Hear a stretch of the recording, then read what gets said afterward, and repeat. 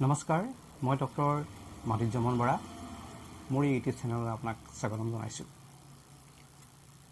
আজি এটা ছালৰ কাৰণে এটা বিশেষ মেডিচিন লৈ আহিছোঁ আৰু এই মেডিচিনটোৰ নাম হৈছে আপোনাৰ বেকচন কোম্পানীৰ আপোনাৰ আৰ্টিকা 8। এইটো টেবলেট হয় মেডিচিনটো। আৰু ইয়াত এই মেডিচিনটো আপোনাৰ দুটা মেডিচিন ইউজ কৰি পেলাই মেডিচিনটো বনাইছে। এক নম্বৰটো হৈছে আপোনাৰ ইপিছমিল, 2 নম্বৰটো হৈছে আৰ্টিকা ইউডিয়েন্স।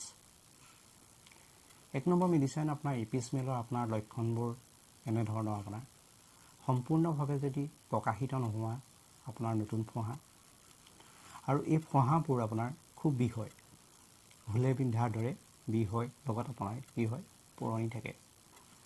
আৰু এই ফোঁহাবোৰ এঠাইৰ পৰা আন ঠাইলৈ গতি কৰে। আৰু এই ফোঁহাবোৰত যদি আপোনাৰ পুঁজ জমা হয় তেতিয়া খুব বিষ হয়। বিভিন্ন কাৰণত আপোনাৰ তেজ যদি দূষিত হয় তেতিয়া এই ফোঁহাবোৰ জন্মিব পাৰে। আৰু এইটোৱে হৈছিলে আপোনাৰ ইপিছমিলৰ লক্ষণ। 2 নম্বৰ মেডিচিনটো হৈছে আপোনাৰ আৰ্টিকা ইউডিয়েন্স। এই মেডিচিনটো আপোনাৰ সকলো ধৰণৰ ছালৰ খজুৱতিৰ কাৰণে বেষ্ট হয়।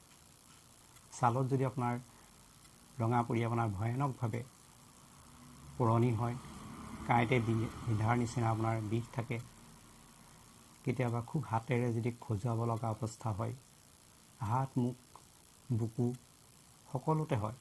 আৰু খজুৱতিবোৰে আপোনাৰ ঠাইডোখৰত আপোনাৰ গৰম কৰি পেলায়। যদি পুঁজ জমা হৈ আছে, সেই পুঁজ জমা হোৱা ঠাইডোখৰত হাতেৰে যে খজুৱাৰ ফলত এই পুঁজবোৰ ওলাই যায়। এইটোৱে হৈছিলে আপোনাৰ আৰ্টিকা ইউডিয়েন্সৰ লক্ষণ। এই আৰ্টিকা 8 নম্বৰ বেকচন কোম্পানীৰ আপোনাৰ যিটো মেডিচিন বনাইছে, এই মেডিচিন দুটাই বনাইছে। আৰু এই মেডিচিনটো আপোনাৰ 75টা টেবলেট থাকে আৰু ইয়াৰ প্ৰাইচটো হৈছে আপোনাৰ 185। আৰু এই মেডিচিনটো ইউজ কৰিলে আপোনালোকে সৰু ল'ৰা ছোৱালীয়ে দিনে এটাকে দিনটোত 3 বাৰ খাব, আৰু ডাঙৰে খালে আপোনাৰ 2টাকে দিনটোত 3 বাৰ খাব। মোৰ যদি এই ভিডিঅ'টো আপোনাৰ ভাল লাগিছে তেনেহ'লে লাইক কৰিব, কমেণ্ট কৰিব আৰু চেনেলটোক ছাবস্ক্ৰাইব কৰিবলৈ নাপাহৰিব। ধন্যবাদ।